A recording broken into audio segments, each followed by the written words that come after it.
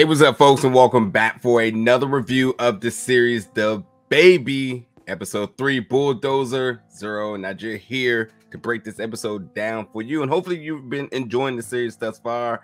I know I am. This has been fun. A lot of things to talk about in tonight's episode, but let's just start off coming in very simple. Your overall thoughts about episode 3? Overall thoughts about episode 3 is that now I have more questions. Thank you. Based on like the cliffhanger from the last episode, I thought we were going to get a little bit of clarity with this one, but after screening episode 3, I just have more questions. So obviously this story is not over yet.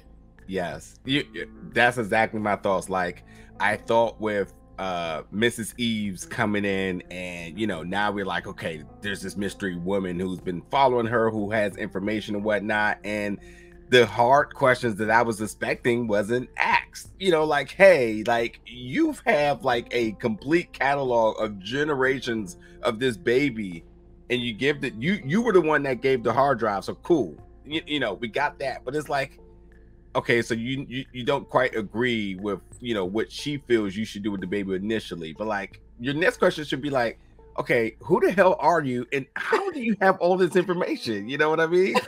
Exactly. So yeah, definitely more questions than answered, but I think in due time we will get it. I think in this episode, I think it's just a matter of just kind of I don't know. Maybe she's weathering the storm. I'm not really sure how I'm feeling about Natasha. I feel like her she's turning the page a little bit. Maybe she's being a little bit more acceptance, but there were different challenges in this episode, and I told you they were going to go down that route of the codependency. Yeah.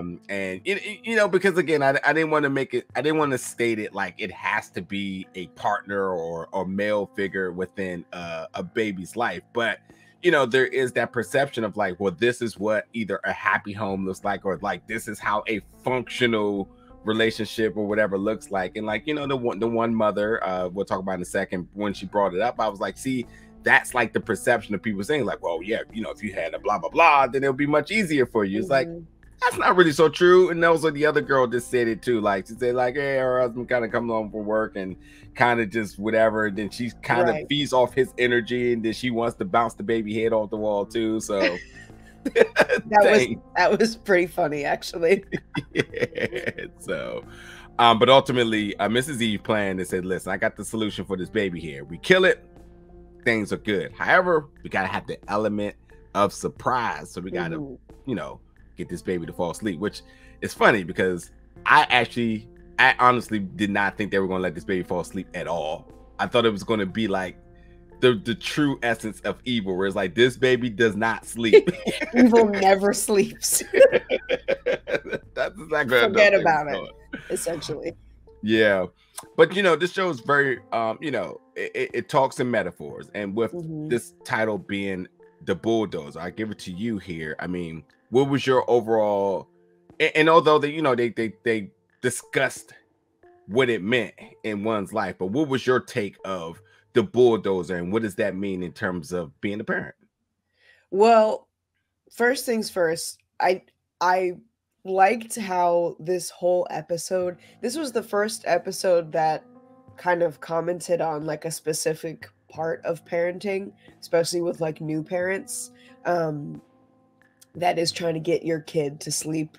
I mean, everybody here is like, you have a baby in the first, year and a half, you're not going to sleep at all because your whole life will depend on trying to get your baby to fall asleep. As soon as you get your baby to fall asleep, you have to be very careful to keep it that way, like walking on eggshells. And that's what this entire episode like revolved around, which I thought was pretty funny in a low-key way. But then also when you bring in like this bulldozer theme, and it wasn't like actually said until I want to say like 2/3 of the way into the episode, but it makes the rest of the show so far more apparent how she's trying to handle this parenting, just as a like, okay, I got to get this done, I got to do something, not really with I don't know, warmness, I Yeah, guess. grace. And just kind of like, this is something I have to do. What do I do now? Oh shit, I got to get the baby to sleep.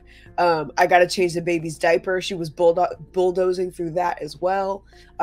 Just kind of this whole, the whole parenting, whatever the hell this kind of parenting is so far, has been Tasha like bulldozing her way through it until she is prompted with, you can't just bulldoze through everything. I think she might have like internalized that a little bit, because then when it finally comes down to the moment and they have the knife above the baby's finally asleep, she's not going to bulldoze her way through it like she would have for 2.5 episodes prior. Yeah. Now all of a sudden there is something else besides just get it done. What do I do next? Oh my God. Now there's this aspect of, I can't kill a baby, or like, now there's feelings all of a sudden, which really pisses me off, because like, I mean, I'm sure they want us to be pissed off, but you know what I mean? Yeah. Yeah, I'm going to comment on that in a second. I want to get into another part of this episode, which when we were introduced to a queer couple at the time, not knowing it was her sister. And for whatever reason, I didn't instantly pick up it was her sister, even though we had already kind of seen her sister, but I didn't pick it up instantly. And I guess because I was more or less cued into the idea of like, we're bringing in another element of parenting and desiring to be parents. And while, and I'll even, I'll even personally say that at times folks feel, and even myself sometimes feels like, oh, well, adoption seems like the easy route. If you can't, because in terms of pregnancy, that sometimes could be complicated. Not infidelities.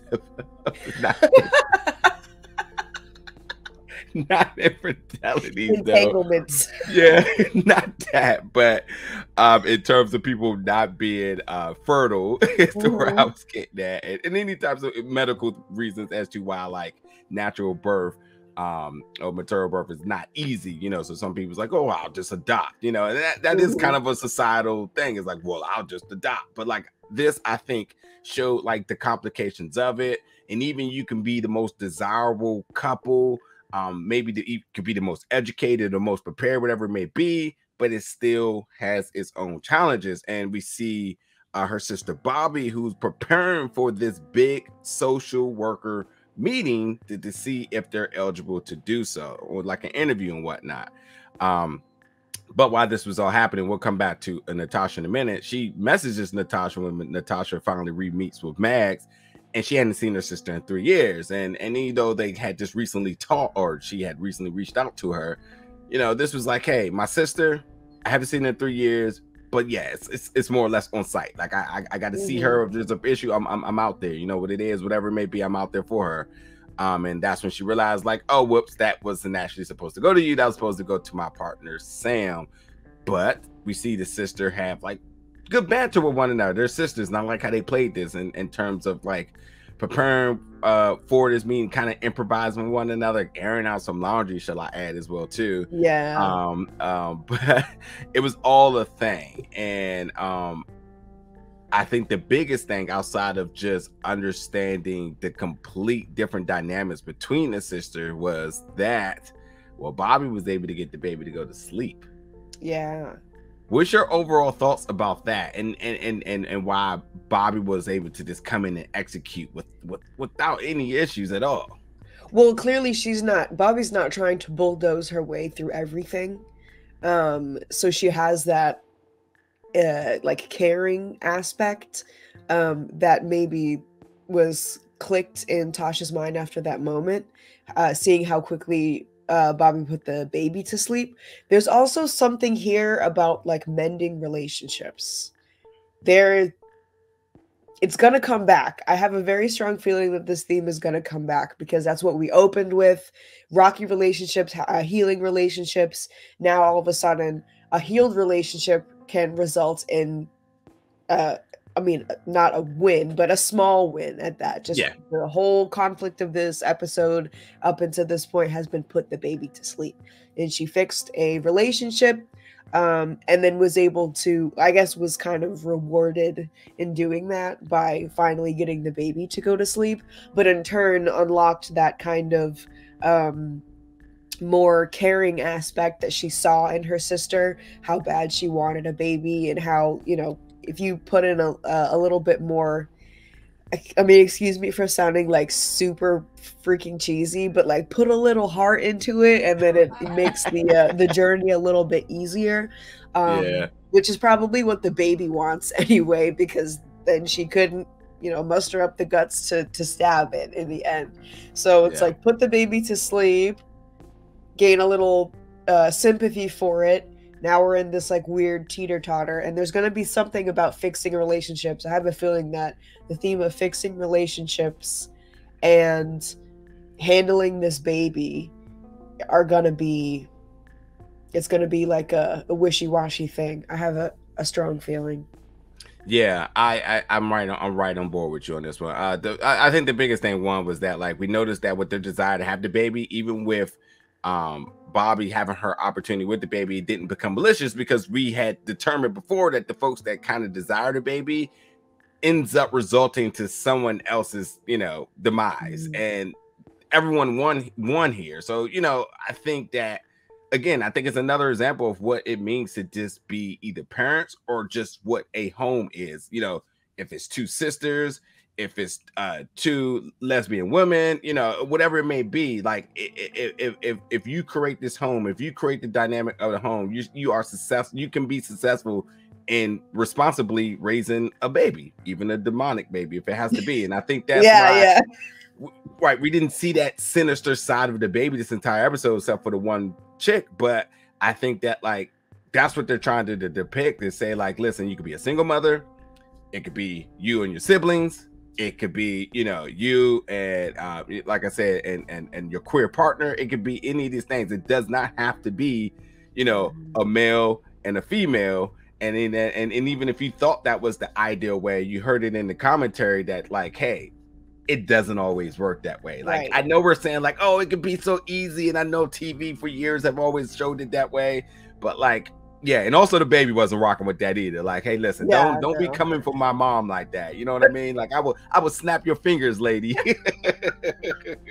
That was pretty funny. That was funny. I like how they played it off when, like, the baby brought the finger over to the social worker.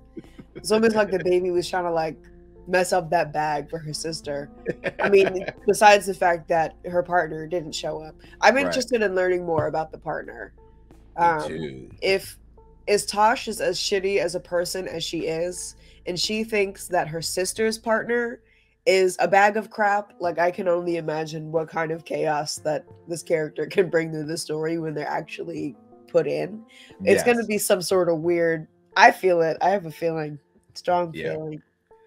And I like how this episode played out, because, like, a lot of my initial thoughts actually didn't amount to anything. Like, the moment that we seen Bobbi and Sam desiring to have a baby, I was like, oh, well, that's going to be something. That's going to create some type of issue where the baby either is going to desire them as the host, and then, you know, Natasha's demise. But, like, I obviously, like I just said, like, I feel like that smoothed over into a different light.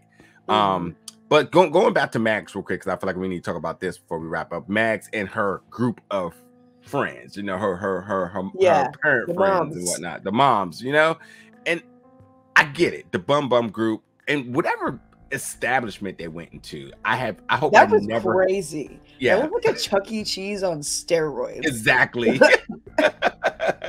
If anybody's ever been to Vegas, oh god, I can't think of the name of it, but this is a place called Omega Mart. But Omega Mart is a place inside of this place. I've seen it before. I've never been, but I've heard of the illustrious Omega Mart. It looks like kind of something like that. Yes, that's exactly, like, Omega Mart is like an adult, like, place from hell. Like, it's fun because you know what you're getting into. But I couldn't imagine if it gave me chills looking at this. I was like, oh my god, like, I know these things probably exist somewhere, and I just don't want no parts of it. But anyway, you know what? It's like the way that they shot it too, and like the editing really made it feel like terrifying. Yes, like, this is what you're in for when you bring your kid to Chuck E. Cheese. You're gonna be surrounded by all these little demonic creatures, and they're screaming, and it's loud. And when they do like the slow-mos and like they're singing a lot, it's like whatever, baby shark, do whatever, and it's Yep. just like, get me the hell out of here. Yep. Yep. So like, although the baby got transportation finally, got a stroller, because it's been like what, the 2 episodes in, the third Yeah, one finally to we're get holding it like a transportation. briefcase. Exactly right. But yeah, going into this mini big kid world with the moms and the bum group. And they're even calling the baby this little monster and whatnot. You know, again, like I said, I thought this was an important scene because of the dialogue between it, and like they're bringing up codependency. And they also are very malice towards new mothers, which I also heard is a theme.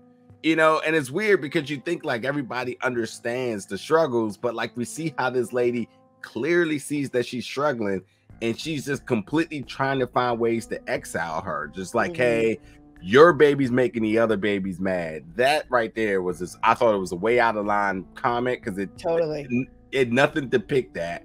And instead of trying to banish her, you should be trying to help her. And I think on the other token, we're seeing Max and Natasha meet up ever since, you know, the first episode. And Max is just like, listen, I'm here because I don't think they're like great people, but I'm just here around folks that don't judge me for not being perfect as well, which is an interesting dynamic because they just did that to Natasha. So I think she's going to have like a moment of recollection of like, okay, maybe that isn't exactly what That's it a good is. point. You know? I didn't think about that. You're right. But and hopefully, you know, since we established the show as them being a trio of friends, you know, hopefully that's something that drives them back together. But she said, you know, and I believe her. Like I'm in a place where I feel like it's a judgment zone free, because I feel like I'm parenting bad every day. That I know is a complete mindset that women have, and I couldn't even imagine, you know, not only having that, but then, you know, attaching postpartum behind it. I mean, women are some of the strongest beings, if not the strongest beings in the world, because that right there has got to be the absolute worst feeling. You know, all this time and carrying, and then you get out and you're just like, I suck at this. I'm bad. I'm terrible. And then society around you probably is making you feel that way. Then the whole idea of like, did I really want to do this? Why did I do this? Like, man. So I think to sum that up, I think Mag's story as a side story may transition into a focal point at some point, because I think that starts to focus on mental health, and I'm for sure they're going to want to highlight that in a way that brings a lot of attention to it. So we'll kind of see how that happens. And where does Natasha fit? I mean, you brought it up. Her whole mindset has been bulldozing, and if she decides to take like a moment back into grace, then how can she assist the ones around her? With her sister coming back into her life, creating a more of a healthy relationship. Remember, she felt like she was a loner because her friends were gone because they had kids. Now her sister's back. She has support. She has her family. You know, home is where the heart's at. And then if her and her sisters are tight, then I think that creates better, healthy energy around her. So like the human part, I'm totally on board for. I'm just interested to see, where does the baby fit in all this? Does he want happiness? Human relationships going to affect how she acts with the baby? Because to me, so far, it just seems like these human relationships that she's either making with the moms at the play place or with her sister, mending that relationship with her sister, kind of seems like, for lack of better words, making her soft. I guess. Softer. You know, she was this close to leaving the baby in the field. That was a little too much. But now, first in the beginning of the episode, she was all on board with like getting rid of this baby. You're gonna die if you don't. There goes the bulldozing. You got to do what you got to do. And then she sees the mothers and mends this relationship with her sister. She understands what Mags is going through with her mothership, and it kind of gains a little bit of sympathy. And I feel like that translates over to how she's going to deal with the baby. So it's definitely going to be, the resolution to this whole thing is definitely going to be more complicated than it could have been if she had ended it in the field right there. I still don't know about this lady though. Me neither. I don't understand, because Mrs. like Eaves. the math is not mathing, right? Yeah. So when we first see her, she's in the cabin in the first episode. So why didn't she do anything in that first instance? Because she like essentially like rented out the cabin to her. if she was so invested in helping her with this baby situation, why didn't she just do something right there? At least introduce herself right Yeah. then and there. And then the mysteriousness with the flash drive, like she never shared any information other than, I want to help you with the situation. We have to kill the baby. Boom. Not even what the baby is, because obviously this lady has been around for a hot minute following this baby, so she knows something. So I feel like any information is good information, but she shared absolutely nothing with Tosh, and Tosh isn't even asking, honestly. Which, I mean, I don't know if this is like a trauma thing, but Yeah. she should be asking these questions like, A, where did this baby come from? Why are you so invested in this baby? What is your connection with the baby? She knows that I don't think she ever either didn't realize or just didn't comment on the fact, hey, you're the woman that I rented the cabin from where this thing started. Why didn't you say something then? Yeah, I'm really confused, man.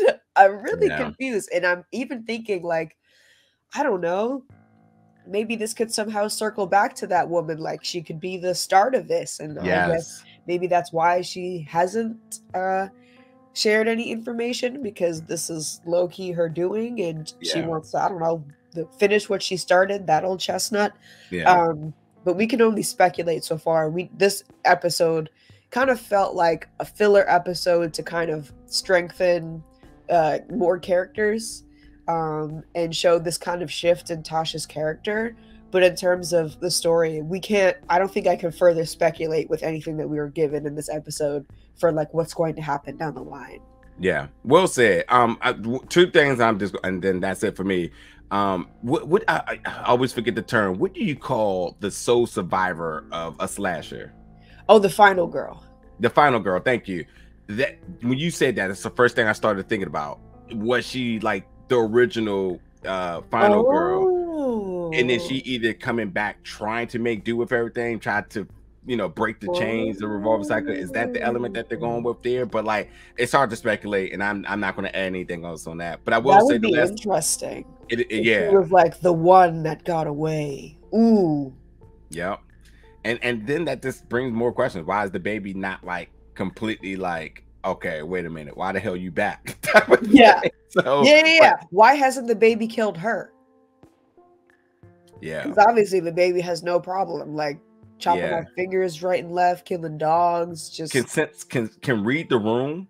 The baby instantly knows when somebody's down to like create havoc for them. Yeah. Like the baby went after that dog, and like the dog wasn't going to speak English and tell this man that this baby is a danger.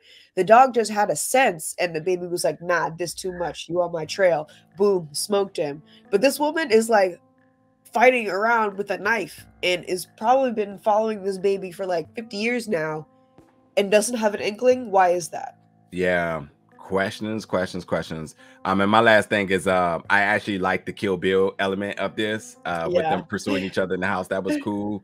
And I can't believe she was trying to execute the baby while listening to Nina Simone. And I thought that was such a telling song for them to try to play, but obviously she didn't go through with it. So but yeah, folks, episode 3, it was a good episode. Just a lot more questions than answers, and that's why we're here to break it down, speculate for you. But we want you to be part of the conversation as well, too. Therefore, you need to jump in the comments. Let's know your thoughts, your theories, predictions, and so on as we get ready for episode 4 next week. But until then, folks, y'all be safe. Thank you so much for tuning in. We'll catch you all very soon. Peace out.